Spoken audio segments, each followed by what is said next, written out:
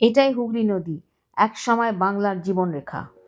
আগে এই নদীপথেই যেত চাল, পাট, মশলা, আর সঙ্গে বয়ে আনতো ঔপনিবেশক শক্তির প্রভাব। আজ এই নদী নিঃশব্দে বয়ে চলে, স্থানীয় নৌকা, জেলে আর স্মৃতির তার বহন করে।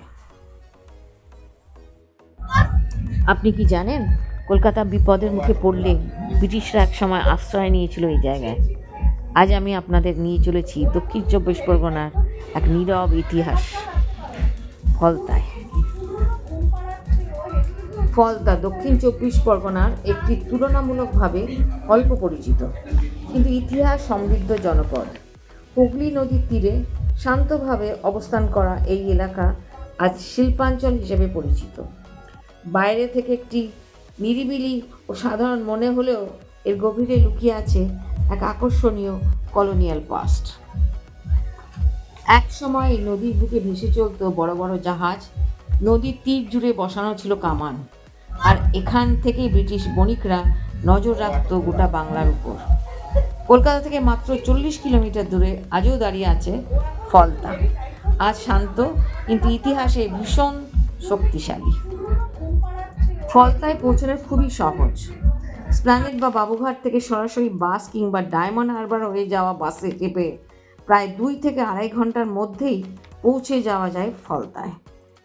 শিয়ালদা থেকে ডায়মন্ড হারবার লোকাল ট্রেনেও পৌঁছে সেখান থেকে বাসে বা অটো ধরে সহজেই যাওয়া যায় ফলতা। আর নিজের গাড়িতে গেলে ডায়মন্ড হারবার রোড ধরে প্রায় 1.5 থেকে 2 ঘন্টায় আরামদায়ক যাত্রায় পৌঁছানো যায় ফলতায়।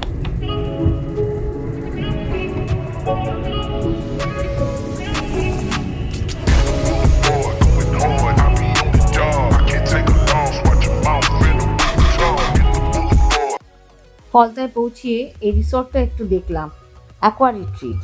এটা একদম নদীর পাড়েই, দেখুন কি সুন্দর। সব ঘরও আছে যেখানে আপনি ইচ্ছে করলে থাকতে পারেন, কিন্তু আমরা একটা ডে আউটের ব্যবস্থা করে নিলাম।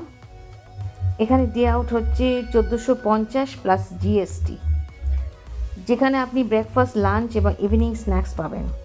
কিন্তু আমরা এসব কিছুই নিইনি, আমরা আলা কাটে নিয়েছিলাম, কারণ আমাদের বয়স্ক মাসি ও মামি ছিল। দেখুন ছবি। রিসর্টটা খুবই সুন্দর, ইচ্ছা করলে থাকতে পারেন।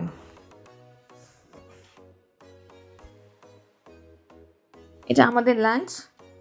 আমাদের যেহেতু মাসি বয়স্ক বা ভালো কাটাটা বেছে খেতে পারে না, তো মাসির জন্য রুই মাছ আর আমাদের জন্য চিংড়ি মাছের মালাইকারি আর মাটন। খাওয়াটা সত্যি ভীষণ সুস্বাদু ছিল। আমি ফটো তুলছি তাই আমাকে দেখা যাচ্ছে না লেটে। খাওয়ার পর আমরা একটা অটো রিজার্ভ করলাম সাইট সিইং জন্য 200 টাকায়। প্রথমে গেলাম মল্লিক জমিদার বাড়ি। এই বাড়িটা তুলে ধরে বাংলার ঐতিহ্যবাহী জমিদারি স্থাপত্যের ছাপ। কাছেই অবস্থিত দুর্গা ভবনে আজও পূজার সময় পালিত হয় শতাব্দী প্রাচীন রীতিনীতি।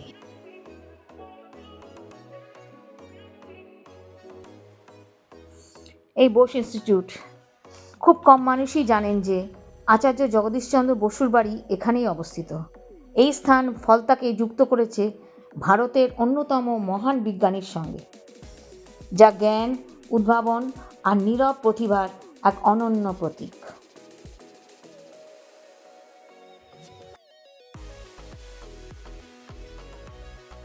এটি ফলতার রামকৃষ্ণ মন্দির। এটি নির্মিত হয় 20 শতাব্দীর শুরুর দিকে।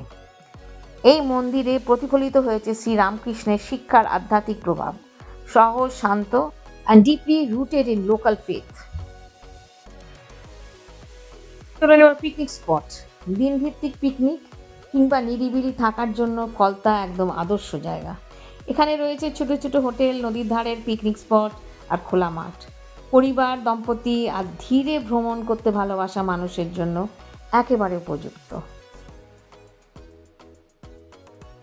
আমরা যেদিন গিয়েছিলাম সেদিনটি ছিল রোববার, তাই প্রচুর ভিড়।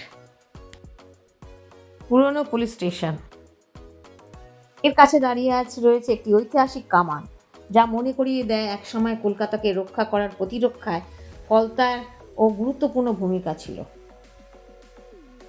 এটি পুরনো, যেটি একসময় স্বাগত জানাতো ব্রিটিশ জাহাজকে।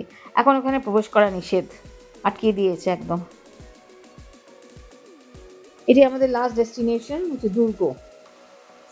এগুলো এক সময়ের ব্রিটিশ দুর্গের ধ্বংসাবশেষ, যে দুর্গ ব্যবহার করা হতো নদীপথকে আক্রমণ থেকে রক্ষা করার জন্য। Today, broken walls still whisper stories of colonial fear and power. এবার ফিরে যাওয়া। ফলতা ট্রিপ শেষ করে এবার আমার বাড়ির দিকে রওনা দেব। No rush, just a gentle day away from the noise of the city. If you love slow travel, riverside views, and peaceful moments, this video is for you. So, goodbye then. আবার দেখা হবে আর একটা video নিয়ে। Till then, tata.